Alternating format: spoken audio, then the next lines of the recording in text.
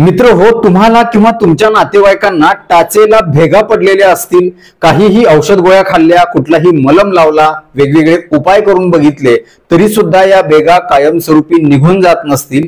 भेगा पडल्यामुळे तिथं वेदना होत असतील, अधूनमधून रक्त येत असेल, पाणी येत असेल, तुम्हाला उभं राहू वाटत नसेल, चालताना दुखत असेल, त्रास होत असेल, कळ लागत असेल, कधी कधी तिथं आग पडत असेल किंवा कधी कधी तिथं खाज सुटत असेल, तर हा व्हिडिओ तुमच्यासाठी। कारण या व्हिडिओमध्ये मी तुम्हाला या सगळ्या समस्या दूर करण्यासाठीचे अतिशय सोपे, सहज करता येतील असे खात्रीशीर उपाय सांगणार आहे, ज्याच्या माध्यमातून तुमच्या टाचेच्या भेगा नैसर्गिकरित्या दुरुस्त होण्यासाठी, कायमस्वरूपी त्याच्यापासून आराम मिळण्यासाठी मदत होणार आहे, तेही शास्त्रोक्त पद्धतीने।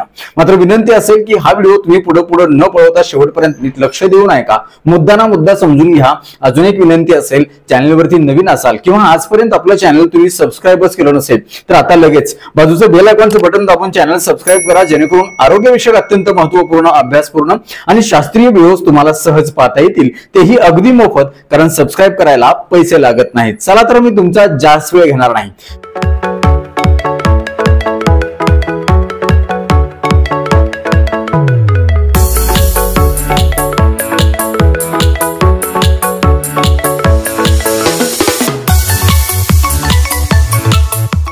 मित्र हो, बऱ्याच लोकांच्या मध्ये ही समस्या आपल्याला बघायला मिळते। काही लोकांच्या मध्ये उन्हाळ्यामध्ये टाचेला भेगा दिसतात, काहींच्या मध्ये हिवाळ्यामध्ये जास्त करून दिसून येतात, थंडीच्या दिवसामध्ये त्वचा कोरडी पडल्यामुळे, काहींना पावसाळ्यामध्ये, तर काही असे लोक असतात की ज्यांच्या टाचेला भेगा ह्या 12 महिने असतात, त्यांना अतिशय वेदना, यातना सहन कराव्या लागतात, त्यांचं दैनंदिन जीवन विस्कळीत होऊन जातं।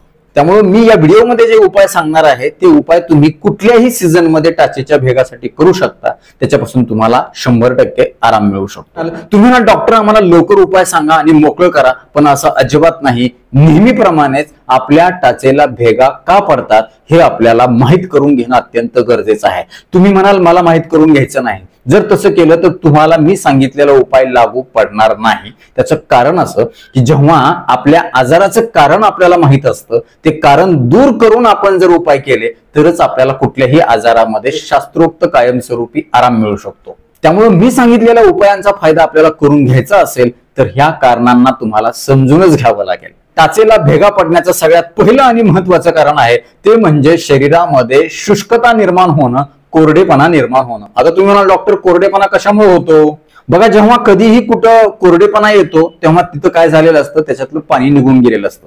तुम्ही जर आपल्या शेतातली माती किंवा जमीन बघितली, त्याच्यातलं पाणी जेव्हा निघून जातं, ऊन जास्त पडतं त्याच्यावरती, तेव्हा तिथं त्या जमिनीला सुद्धा भेगा पडतात। अगदी आपल्या शरीराच्या बाबतीत देखील तसंच आहे। मात्र टाच असा अवयव आहे जिथं ह्या भेगा पडण्याची शक्यता जास्त आहे। ती का आहे हे देखील मी तुम्हाला सांगणार आहे। तर मित्र हो, हा शरीरातला कोरडेपणा जो आहे तो कशामुळे होतो, तर त्याच्यातलं पहिलं कारण आहे ते म्हणजे शरीरामध्ये पाण्याची मात्रा कमी होणं, ज्याला आपण जलशुष्कता किंवा डिहायड्रेशन असं म्हणतो। दुसरं कारण आहे ते म्हणजे वातावरणातला कोरडेपणा, जसं की उन्हाळा असेल किंवा हिवाळा असेल, कोरडी हवा असते, कोरडं हवामान असतं, अशा वेळी आपल्या शरीरामध्ये देखील कोरडेपणा वाढतो आणि त्यामुळे आपल्याला ह्या भेगा या सीझन मध्ये जास्त बघायला मिळतात। शरीरामध्ये कोरडेपणा निर्माण होण्याचं पुढचं कारण आहे ते म्हणजे सतत उन्हामध्ये काम करणं, मोकळ्या हवेमध्ये काम करणं किंवा सतत मातीमध्ये किंवा चिखलामध्ये काम करणं, अनवाणी पायाने चालणं, हे देखील एक कारण आहे तिथली त्वचा कोरडी होण्याचं। आणि सगळ्यात महत्वाचं ते म्हणजे कोरडा आहार घेणं। आता कोरडा आहार म्हणजे काय, तर असा आहार ज्याच्यामुळे शरीरातलं पाणी कमी होतं, पेशींच्या मधलं पाणी कमी होतं। असं कोणता आहार आहे, असे कोणते पदार्थ आहेत? 2 मुख्य पदार्थ आहेत। त्याच्यामध्ये सगळ्यात पहिला आहे तो म्हणजे मीठ आणि दुसरा पदार्थ ते म्हणजे साखर।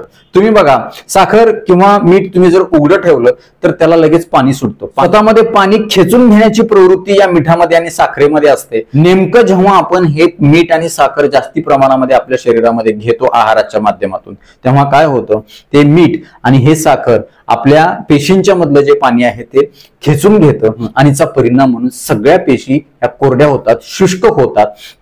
चा परिणाम म्हणून आपल्याला अशा प्रकारे त्वचेवरती भेगा पडायला लागतात। आता हे जास्तीचे मीठ असणारे पदार्थ कुठले, तर लोणचं असेल, पापड असेल, किंवा खारे मुरे, खारे शेंगदाणे असतील, किंवा तुमचे तळलेले पदार्थ असतील, नमकीन असेल, चिप्स असतील, कुरकुरे असतील, वेपर्स असतील, किंवा हवाबंद डबाबंद जे प्रक्रिया केलेले पदार्थ आहेत, चाट मसाला टाकलेले पदार्थ आहेत, हे खाल्ल्यामुळे सुद्धा आपल्या शरीरामध्ये कोरडेपणा निर्माण होऊ शकतो. आणि गोड तर तुम्हाला माहितीच आहे, मिठाई असेल, बेकरीचे पदार्थ असतील, किंवा अजून काही असेल, ह्या पदार्थांच्या मुळे आपल्या शरीरामध्ये कोरडेपणा येतो. दुसरं महत्वाचं कारण आहे ते म्हणजे वाढलेलं वजन. जेव्हा आपलं वजन जास्त वाढतं तेव्हा त्याचा जास्तीचा दाब, जास्तीचं प्रेशर हे आपल्या टाचांना सहन करावं लागतं, आणि त्याचा परिणाम म्हणून टाचेची जी त्वचा आहे ती अशी फाकली जाते, आणि त्याचा परिणाम म्हणून तिथं भेगा पडतात. पुढचं कारण आहे ते म्हणजे जास्त वेळ पाण्यामध्ये काम करणं, जास्त वेळ मातीमध्ये काम करणं, किंवा धुळीमध्ये काम करणं, जिथं अस्वच्छ वातावरण आहे तिथं काम करणं. पुढचं महत्वाचं कारण आहे ते म्हणजे जास्त वेळ एकाच ठिकाणी उभं राहणं, उभं राहून काम करणं, जास्त चालण्याचं काम करणं, अनवाणी पायाने चालणं. त्याच्यानंतरचं कारण आहे ते म्हणजे आपले जे फुटवेअर आहेत, म्हणजे पायामध्ये आपण जे पादत्राणे घालतो त्या पादत्राणांची रचना अशा पद्धतीची असते ज्याच्यामुळं आपल्या टाचेच्या त्वचेला अजिबात काही सपोर्ट अजिबात मिळत नाही, आणि त्याचा परिणाम म्हणून टाचेची तिथली जी त्वचा आहे ती अशी पसरायला लागते, आणि पसरून पसरून तिच्यामध्ये एक ढिलेपणा येतो, आणि ढिलेपणा झाला की तिथं कोरडेपणा येतो, आणि कोरडेपणा झाला की तिथं भेगा पडतात. पुढचं कारण आहे आहारामध्ये दूध, दुधाचे पदार्थ किंवा तुपाचा समावेश नसणं. कारण जेव्हा आपण आहारामध्ये दूध, दुधाचे पदार्थ किंवा तुपाचा समावेश करतो तेव्हा आपल्या शरीरामध्ये एक ओलावा राहतो, एक स्निग्धता निर्माण होते, तेलकटपणा निर्माण होतो, आणि त्याचा परिणाम म्हणून त्वचा देखील आपली चांगली राहण्यासाठी मदत होते. पण जर तुम्ही अशा पद्धतीनं तुपाचा समावेश तुमच्या आहारामध्ये नियमितपणे करत नसाल तर त्याचा परिणाम म्हणून सुद्धा तुम्हाला टाचेला भेगा पडू शकतात. त्याच्यानंतरचं कारण आहे तुमच्या शरीरामध्ये व्हिटॅमिन ई, व्हिटॅमिन ए,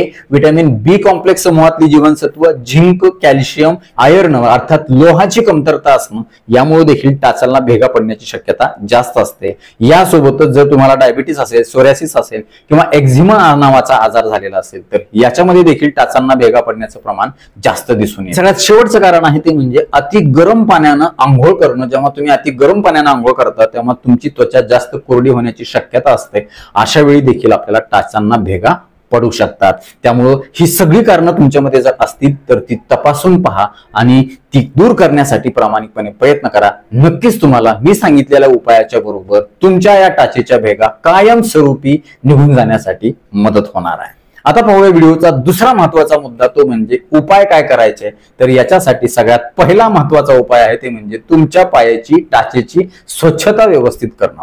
तुम्ही बघा, आपला पाय हा असा भाग आहे शरीराचा ज्याला संसर्ग होण्याची शक्यता जास्त आहे, कारण तो नेहमीच मातीशी, धुळीशी किंवा अजून कुठल्या जंतू संसर्गाशी जास्त संपर्कात येण्याची शक्यता असते. याचा परिणाम म्हणून आपल्याला हा टाचेचा आजार होण्याची शक्यता असते. आणि त्यातल्या त्यात जर तुमच्या टाचांना भेगा पडायला सुरुवात झाली असेल अशा वेळी देखील तुम्ही जर पायाची स्वच्छता व्यवस्थित नाही राखली तर तुमच्या भेगांच्या मध्ये, टाचेच्या भेगांच्या मध्ये ही माती, ही धूळ बसून जाते, तिथं संसर्ग होतो, इन्फेक्शन होतो, आणि कालांतरानं तिथून रक्त यायला लागतो, पू यायला लागतो, किंवा पाणी यायला लागतं, आग पडायला लागते, खाज सुटायला लागते. त्यामुळे स्वच्छता राखणं हे अत्यंत गरजेचं आहे, महत्वाचं आहे. बरेच रुग्ण आम्ही असे बघतो ज्यांच्या टाचेला भेगा आहेत आणि त्या भेगा जर बघितल्या तर त्याच्यामध्ये खूप घाण जमा झालेली, माती जमा झालेली, धूळ जमा झालेली, काळ भंगार झालेलं असतं, तिथे अजिबात स्वच्छता नसते.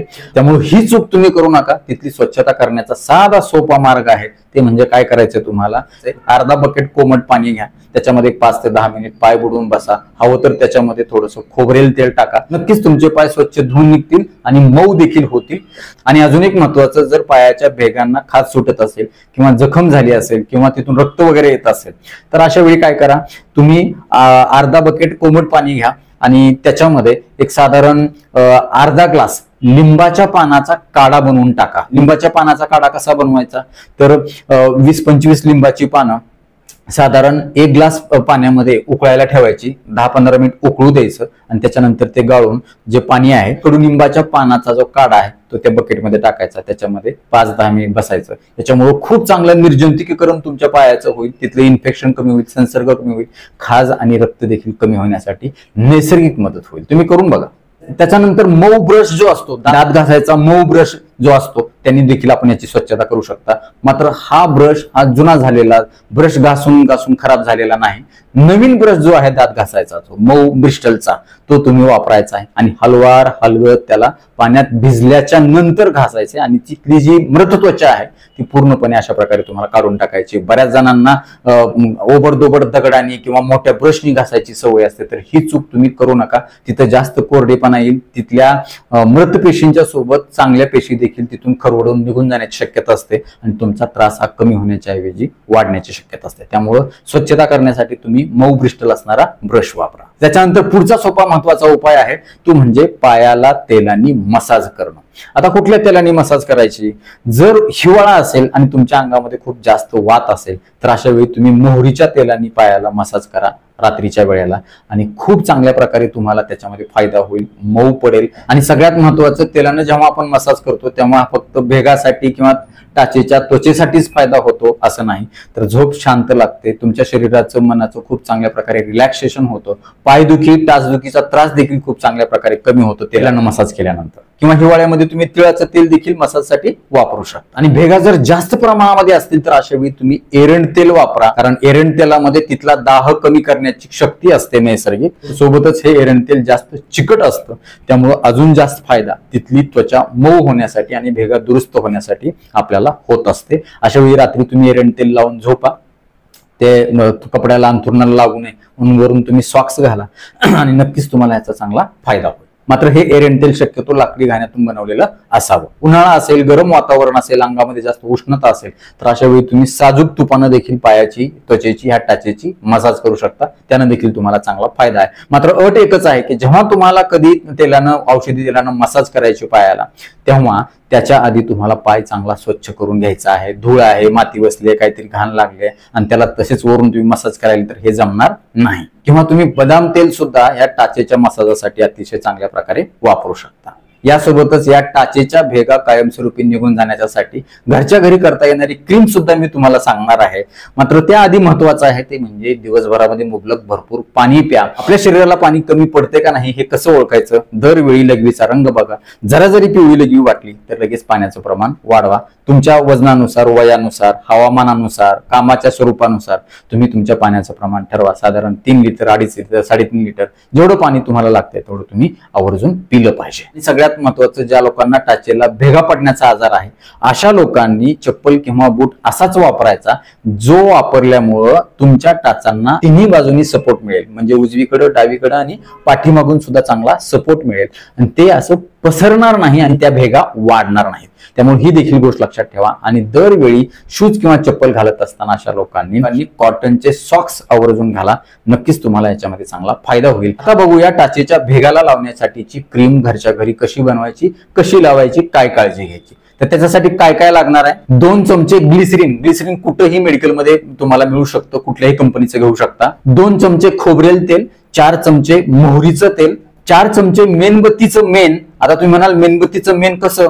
तर मेणबत्ती आपण चांगली चमच्यानी किंवा चाकूनी अशी एकदम बारीक बारीक घासून वाटीमध्ये घ्यायची आणि त्याला आपल्याला पगळवायचंय। नंतर मी सांगेल कसं करायचंय ते। आणि त्याच्यानंतर व्हिटॅमिन ई च्या 2 कॅप्सूल आपल्याला लागणार आहेत। ह्या असतील तर आवर्जून आणा, कुठल्याही मेडिकलमध्ये मिळू शकतात। व्हिटॅमिन ई च्या कॅप्सूल सहज मिळतात, अगदी स्वस्त असतात। आता हे कसं बनवायचं? तर हे सगळं मिश्रण व्हिटॅमिन ई च्या कॅप्सूल सोडून जे बनलेलं आहे, काय काय आहे? 2 चमचे खोबरेल तेल आहे, 2 चमचे ग्लिसरीन आहे, 4 चमचे मोहरीचं तेल आहे आणि 4 चमचे तुमचे मेणबत्तीचं मेण आहे। हे सगळं एकत्रितपणे मंद आचेवरती ते गॅसवरती थोडंसं पगळू द्या, वितळू द्या। ते वितळल्याच्या नंतर त्याच्यामध्ये सगळ्यात शेवटी तुम्ही व्हिटॅमिन ई च्या ज्या कॅप्सूल आहेत 2 त्या फोडून त्याच्या पिळा त्याच्यामध्ये आणि त्याच्यानंतर थोडंसं कोमट झाल्यानंतर, हलकंसं कोमट झाल्यानंतर तुमच्या त्या संपूर्ण पायाला ते लावा। त्या पायाला लावल्यानंतर वरून मेनकापड थोडंसं गुंडाळा, वरून सॉक्स घाला आणि रात्रभर ते ठेवा। सकाळी उठल्यानंतर खूप चांगल्या प्रकारे रिझल्ट तुम्हाला याचे बघायला मिळतील। मात्र ही क्रीम लावत असताना सुद्धा अट आहे, ती म्हणजे तुमच्या पायाला चांगलं स्वच्छ करायचं आहे। त्यातल्या त्यात ही क्रीम लावण्याच्या अगोदर तुम्ही स्वच्छता कशी करायची आहे? अर्धा बकेट कोमट पाण्यामध्ये तुम्ही काय करा, थोडंसं शॅम्पू आणि थोडंसं कंडिशनर टाका आणि अर्ध लिंबू पिळून टाका। त्याच्यामध्ये तुम्ही 5-10 मिनिट पाय टाकून बसा, पाय सोडून बसा, चांगलं मुरू द्या, चांगलं शोषू द्या आणि त्याच्यानंतर ते जे लिंबू आहे अर्ध, त्या लिंबानीच तिथं पूर्णपणे तुमच्या पायाला असं घासून घ्या आणि खूप चांगला पाय स्वच्छ होईल. पाय स्वच्छ झाल्याच्या नंतर तुम्ही पाय बाहेर काढल्यानंतर त्याला टॉवेलनी किंवा कॉटनच्या कपड्यांनी चांगलं स्वच्छ कोरडं करून घ्या. आणि कोरडं केल्याच्या नंतर आता सांगितलेली जी क्रीम आहे तुमची घरी बनवलेली ती कोमट कोमट तुम्ही तुमच्या पायांना संपूर्णपणे लावून घ्या आणि सकाळी उठल्यानंतर त्याला स्वच्छ धुवून घ्या. तर नक्कीच मित्र हो, तुमच्या टाचेला भेगा पडण्याची ही कारणं दूर करा आणि हे उपाय करून बघा. मी 100% खात्रीशीरपणे सांगू शकतो तुमच्या या आजारावर 100% आराम मिळणारच. आता वेळ झालेली आहे शिट्टीच्या गाण्याची. मी शिट्टीतून गाणं म्हणणार, ते गाणं कुठलं आहे आम्हाला कमेंट बॉक्समध्ये आवर्जून कळवा.